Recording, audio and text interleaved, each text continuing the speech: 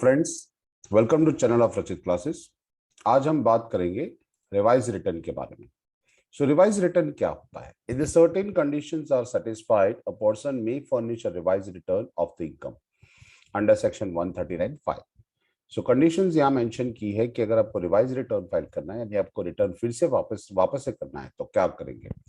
Which return can be revise? तो यहाँ पे लिखा है सेक्शन 139(1) से लेके 139(4) तक के फर्निश्ड रिटर्न जो है रिटर्न फाइल करना है कोई भी पर्सन को, तो सेक्शन 139(1) से लेके 139(4) तक के कोई भी बंदे रिवाइज रिटर्न फाइल कर सकते हैं। Sir, discovery of the any omission और रॉन्ग स्टेटमेंट, यहाँ मेंशन किया हुआ है कि अगर आप कुछ भूल गए या फिर आपने कुछ गलत लिख दिया है, he may furnish the revise return and from the assessment year 18-19 even a belated return submitted under section 139(4) can be revised। यानी आपने लेट रिटर्न भी फाइल किया है तो भी आप रिवाइज रिटर्न फाइल कर सकते हैं। ओमिशन और द रॉन्ग स्टेटमेंट का मतलब होता है that revise return can be file only if the assessee discover the any omission और रॉन्ग रिटर्न, यानी आपने कुछ गलत लिखा है या फिर कुछ छूट गया, अंदर लिखना रह गया है, तभी ये आप रिटर्न फाइल कर सकते हो ओरिजिनल जो फाइल किया उसके अंदर। उसके लिए कोई टाइम लिमिट क्या बता रखी है? So revise return can be file any time before the end of the relevant assessment year. आपका असेसमेंट ईयर कंप्लीट होता है या before the completion of assessment, आप उससे पहले आपको करना पड़ेगा विच एवर इज अर्लियर। जैसे कि यहाँ लिखा है फॉर द असेसमेंट ईयर 2021 की बात करें, if the revised returns to be filed up to 31st March 21, if our assessment is completed before 31st March, यानी सपोज 15 अप्रैल को बता दे रखा है कि 15 अप्रैल 2020 को ही खत्म हो रहा है, then the revised return can be filed before 15 December 2020। यहाँ 15 दिसंबर है, गलती से अप्रैल लिखा है। ओके, अदर पॉइंट्स यहाँ मेंशन किया है the following board the proposition should be kept to view। a second revised return can be filed by correcting the omission of the revised return। यानी आपने रिवाइज रिटर्न फाइल किया, उसमें भी कुछ गलती कर दी, तो आप सेकेंड टाइम भी रिवाइज कर सकते हो। और उसके लिए कोई प्रोविजन नहीं बता रखा कि there is no provision in the income tax act to seek the permissions of revise return, कि आप कितने रिवाइज रिटर्न फाइल कर सकते हो।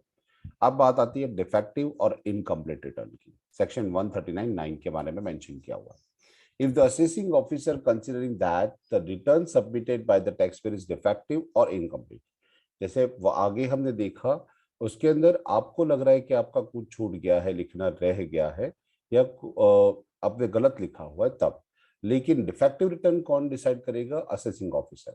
यानी कोई assessing officer, income tax department का कोई ऑफिसर है, वो कंसिडर करता है कि आपका रिटर्न जो है वो अधूरा है या फिर उसमें कुछ डिफेक्टिव है।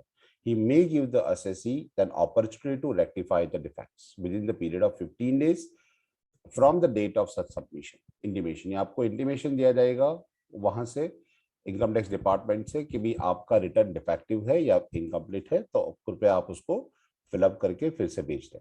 वो उसके लिए आपको 15 दिन का टाइम दिया जाएगा। This time limit may be extended by the assessing officer on an application by the assessee. अगर असेसी कुछ कहे कि भाई मैं 10 दिन बाहर हूँ या ऐसा है कुछ भी है, तो असेसिंग ऑफिसर आपका टाइम लिमिट 15 दिन से बढ़ा सकता है। If the defect is not reflect with in the given time, यानी आपको 15 दिन का टाइम दिया या फिर एक्सटेंडेड टाइम भी दिया और वो टाइम के अंदर आपने रिटर्न फाइल किया, रिटर्न फाइल नहीं किया, that is if the defect is not rectified by the assessee with in the period of 15 days और further extended period, then assessing officer shall treated as return as invalid return।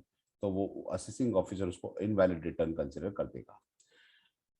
And other provisions of the income tax would be apply. और बाकी जो उसके लिए लगता है कि defective है, तो उसके लिए जो भी रूल्स बनते हैं वो लगेगा। has been that is fails to furnish the return, अगर नहीं कर पाया तो। if the defective rectify the after giving the time but the before the completion of the assessment, यानी आपका 15 दिन या 20 दिन जितना भी टाइम लिमिट दिया गया था उसमें तो आपने रिटर्न फाइल नहीं किया, लेकिन अगर completion of the assessment year कर देते हो तो क्या होता है? तो whether the assess is rectified or defect any of the expiry of the period of 15 days or the further extended period, but before the assessment year, the assessing officer may condone the delay and treated the return as valid। कर सकता है assessing officer, अगर चाहे तो उसको स्वीकार कर सकता है। अगर आपका 15 दिन का पीरियड भी चला गया और उसने आपको ज्यादा टाइम भी दिया था असेसिंग ऑफिसर ने, वो भी खत्म हो गया, लेकिन आपका असेसमेंट ईयर कंप्लीट होने से पहले आपने रिटर्न फाइल कर दिया है, तो कंसिडर हो जाएगा। अच्छा, when a return is defective, return of the income is regarded defective in the following cases. कब return आपका defective consider किया जाएगा?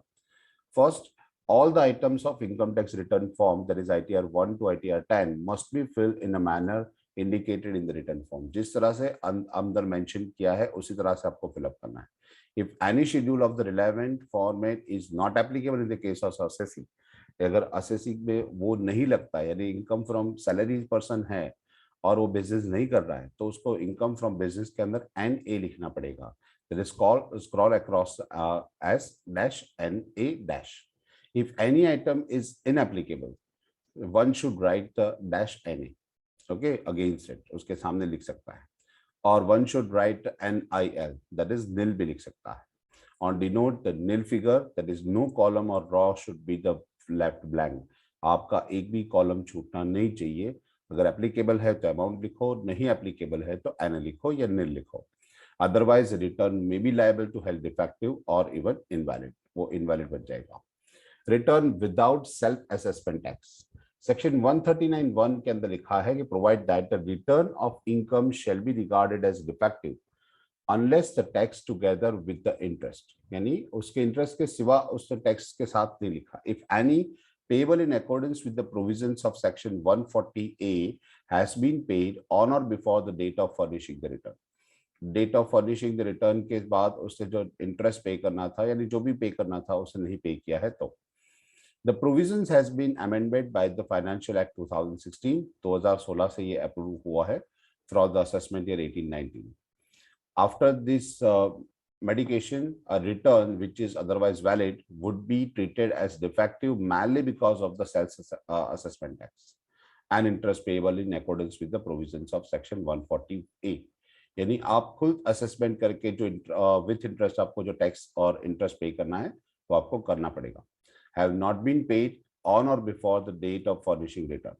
ओके आपने वो नहीं पे किया है, रिटर्न सिर्फ फाइल कर सबमिट कर दिया है और टैक्स नहीं पे किया है, उसका इंटरेस्ट पे करना था तो इंटरेस्ट भी नहीं पे किया है, तो आपका वो डिफेक्टिव कंसिडर कर दिया जाएगा. Annexure statement and accounts etcetera, under section 139(9) यहाँ लिखा है few statement reports and proof of the pre paid taxes accounts etcetera should be accompany the return of the income, otherwise it will be defective. यानी section 139(9) के अंदर लिखा है कि आपको रिटर्न के साथ जो भी आपको प्रूफ प्रेजेंट करने थे, आपने वो प्रूफ प्रेजेंट नहीं किए. जैसे कि आपके स्टेटमेंट है, आपके रिपोर्ट्स है, आपने पहले से टैक्स पे कर रखा है तो उसका एक्नॉलेजमेंट स्लिप है. ओके, अकाउंट्स आपको सबमिट करने थे वो आपने नहीं किया है, तो आपका जो रिटर्न है वो डिफेक्टिव कंसीडर कर दिया जाएगा. However, it is not possible to attach the any certificate और रिपोर्ट और the computation of final accounts with the new income tax return form. नए इनकम टैक्स रिटर्न फॉर्म के अंदर ये जरूरी नहीं है, ये पॉसिबल नहीं है. Likewise, it is not possible to attach the proof of the prepaid taxes like the tax deducted or collected at source, advance tax payment, self-assessment. The assessee should be therefore retain these certificates, reports and computations, final accounts, proof of prepaid taxes with him. ये सब उसको assessee के अपने पास रखना है. This may be furnished whenever the assessing officer want to examine. अगर उनको लग रहा है तो कि उस रिक्वायरमेंट है तो वो आपको कॉल करके या मैसेज करके आपको बुलाएंगे और आपको वो चीज वहां पे सबमिट करनी है. Examine them in assessment proceeding or otherwise. Return of the income will not become defective because of the non-fulfillment of this requirement. यानी ये सब प्रूफ अगर आपने सबमिट नहीं किए तो आपका रिटर्न डिफेक्टिव नहीं कंसिडर किया जाएगा. Return by whom to be sign, किसको ये रिटर्न साइन करना होता है, दैट इज इंडिविजुअल के केसेस में होता है तो बाय द इंडिविजुअल हिमसेल्फ, वो खुद करेगा. और whether the individual concern is absence from the India, अगर वो इंडिया से बाहर है, by the individual himself or any person that is duly authorized by him on behalf of the individual, वो आप उसके अंदर साइन कर सकता है. There is individual himself or some person duly authorized on behalf of the individual. Okay, or by his guardian or a person competent to act on his behalf. And where any other person, if it's not possible for the individual to sign a return, by any person duly authorized by him on his behalf, यानी उसके behalf पे कोई भी बंदा sign करके उसको authorise कर सकता है. एचयूएफ के बारे में करें तो उसको कर्ता को साइन करना होता है, और वेदर द कर्ता in absence from the India, वो भारत से बाहर है, इंडिया से बाहर है, तो mentally incapacitated for the attending his affairs by other ऑडिट मेंबर्स ऑफ द फैमिली, यानी ऑडिट मेंबर्स या फिर फैमिली मेंबर्स जो होते हैं वो उसमें से कर सकते हैं, कोई भी साइन कर सकता है। कंपनी के अंदर साइन करने की जिम्मेदारी होती है मैनेजिंग डायरेक्टर की, and therefore whether of the any unavoidable reason, ऐसी कोई भी रीजन हुए कि मैनेजिंग डायरेक्टर एब्सेंट था, ओके वो साइन नहीं कर पाता, then no managing director by the director of the company, by any director, managing director नहीं तो कोई भी डायरेक्टर उसके ऊपर साइन कर सकता है। फॉर्म की बात करें, पार्टनरशिप फॉर्म या ऐसी कोई भी form, so by the managing partner जो मैनेज करता है activities. Therefore whether any unavoidable reasons, ऐसे कुछ भी सिचुएशन हुई तो कोई भी पार्टनर उसके ऊपर साइन कर सकता है, लेकिन वो माइनर पार्टनर नहीं होना चाहिए, that not being a minor, minor partner की सिग्नेचर उसके ऊपर नहीं चलने वाली है। Okay, limited liability partnership LLP की बात करें तो डेजिग्नेटेड पार्टनर होता है उसके अंदर, वो डेजिग्नेटेड पार्टनर उसके ऊपर साइन कर सकता है। और अनअवॉइडेबल सिचुएशंस के अंदर नॉट एबल टू साइन, तो no designated partner by the partner therefore. Okay, तो असेसमेंट ईयर एप्लीकेबल फॉर्म है 2010-11 से, कोई भी पार्टनर उसके ऊपर साइन कर सकता है, एनी पार्टनर देयरऑफ। ओके, बाय कोई भी पार्टनर उसके ऊपर साइन कर सकता है।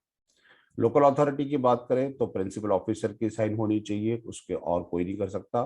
पॉलिटिकल पार्टी में चीफ एग्जीक्यूटिव ऑफिसर की साइन होनी चाहिए, और any other associated person, member of association कोई भी कर सकता है ऑफ द प्रिंसिपल ऑफिसर, जो प्रिंसिपल ऑफिसर है वो कर सकते हैं। और any other person that the person और by the some other person competent to act on his behalf, उसके बिहाफ पे कोई भी कॉम्पिटेंट टू एक्ट यानी 18 साल से ऊपर वाला कोई भी बंदा उसके ऊपर साइन कर सकता है।